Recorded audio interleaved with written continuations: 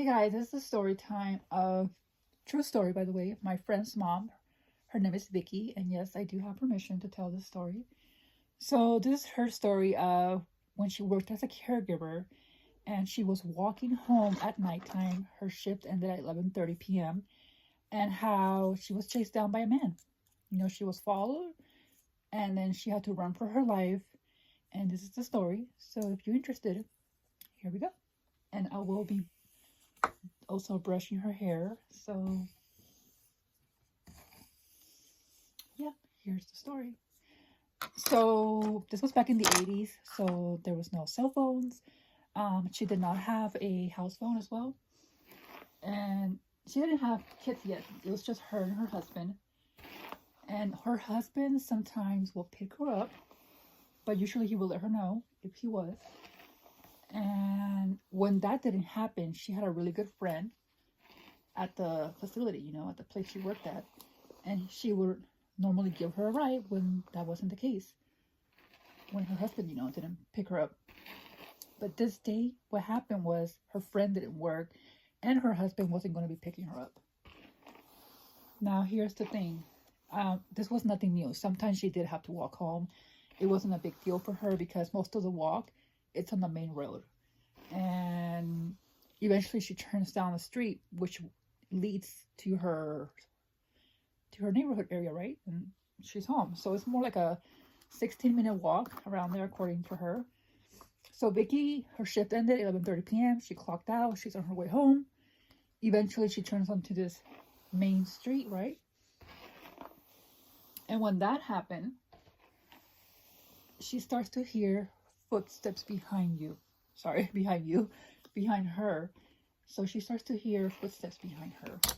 And she's like, I turn around, I see this man, and she's like, he looked completely normal. He's just wearing a t-shirt, jeans, sneakers. He kind of smirked at me when I turned around and we made eye contact, right? It's like, so I didn't really think anything much. She smirked back, and kind of like a hello, I guess you can say, and she kept walking. But she did feel a little uneasy that it was just her and him alone in this neighborhood area, because it was, I don't know, she's not sure what day of the week it was, but she's like, it was not the weekend, it was the weekday.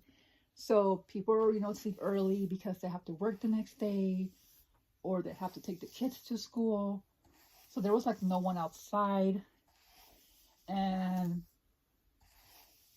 so yeah, so she speeds up, she starts to walk a little faster. And then she goes, as soon as I do that, so does he. I can just hear him walking even faster. And according to her, in that moment, she's like, my heart dropped. I knew that he was after me.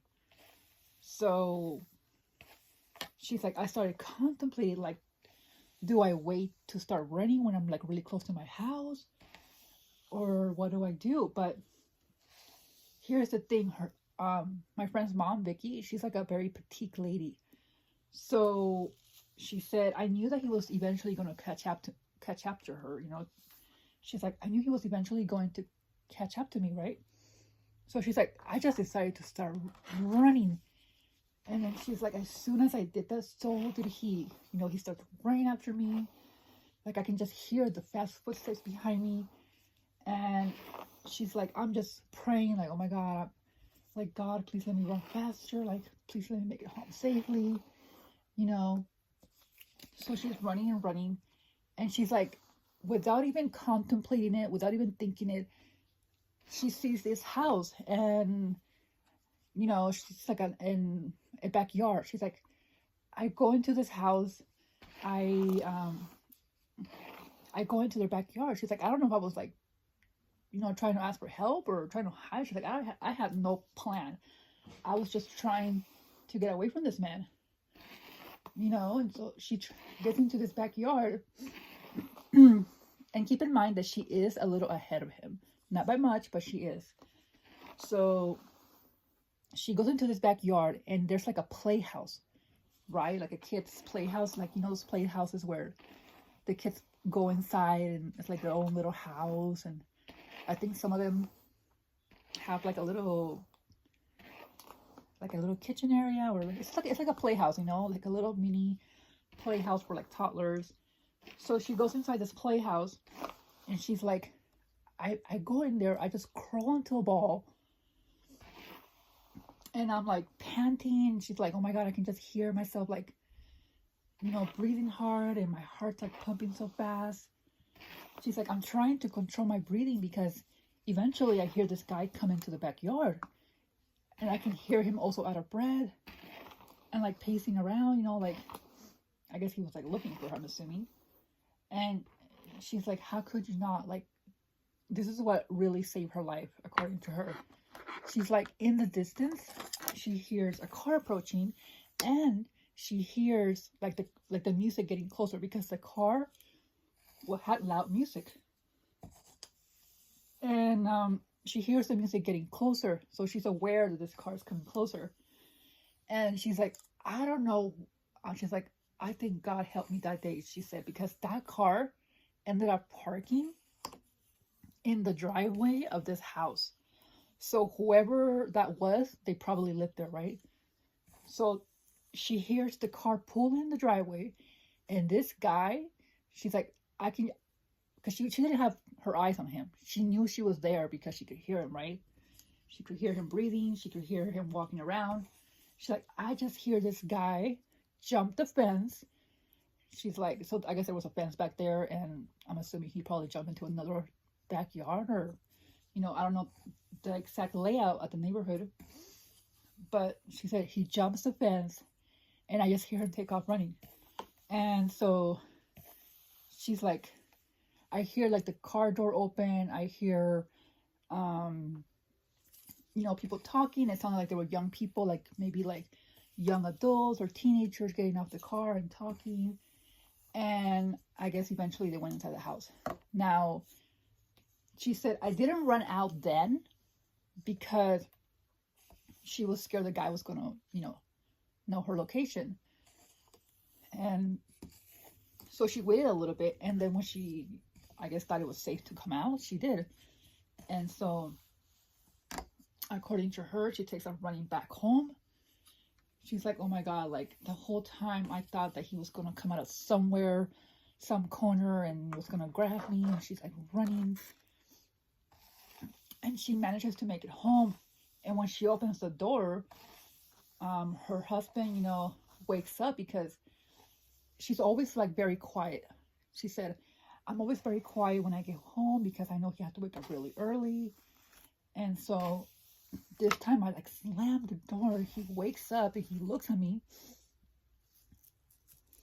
And well, I guess he sees like the panic in her face.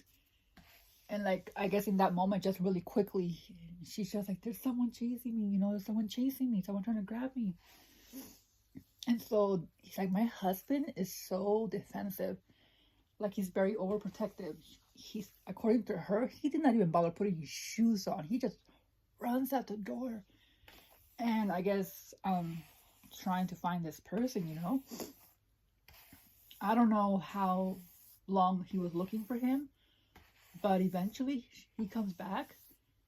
And the first thing he said as soon as he walks inside the house is, was he wearing, you know, like he described what he was wearing. And she said, yes, that's what he was wearing.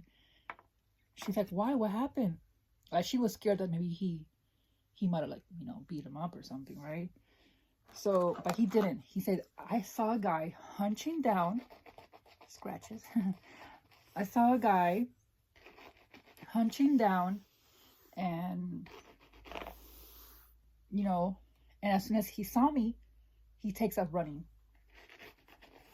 And he said, I did not chase him down, but I did scream at him, if you ever, you know, I guess he kind of cussed him out and told him like that he was going to beat him up, and the guy just takes off running.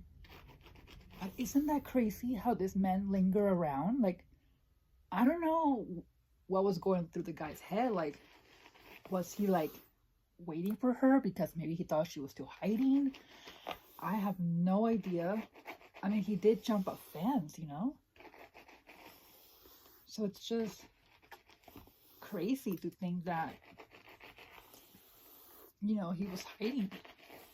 But that's how she managed to get away.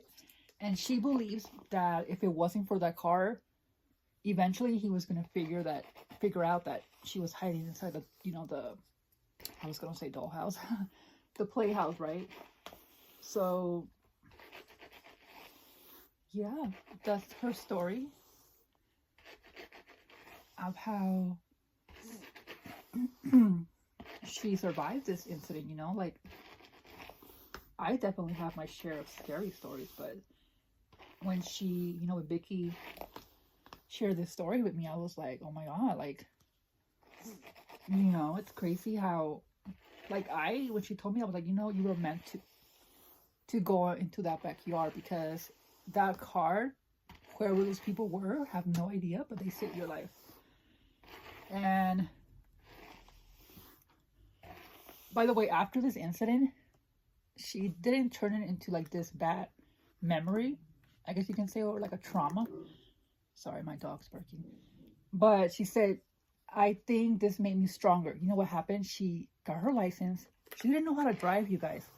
And she said that she needed this to happen to her for her to be more independent, for her just to be more aware, you know. And she got her license. She learned how to drive. She got her car. And she said that she worked at the facility for like maybe 3 more weeks. But she ended up quitting because she said that she just didn't feel safe. She's like, if I ever have to walk again, I just didn't feel comfortable. And not because she thought it would happen to her again. It's the fact that her husband told her that that the guy was hunching down, you know, and probably waiting for her to come out of, you know, hiding.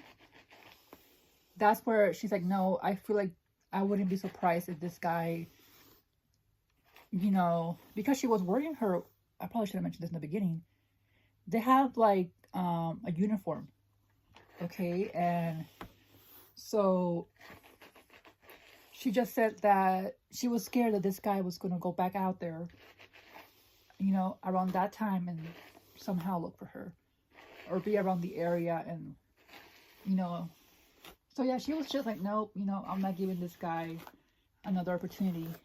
So, by the way, this little guy here, he's new. And I like it. I like the sounds, you know, it's relaxing. Look.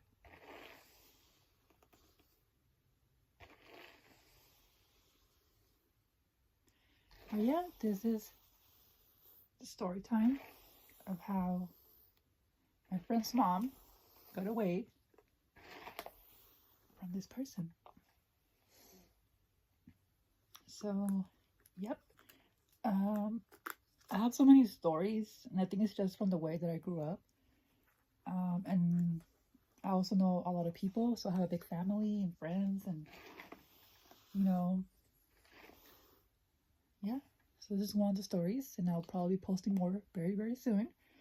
So I hope you enjoy, and thanks for watching.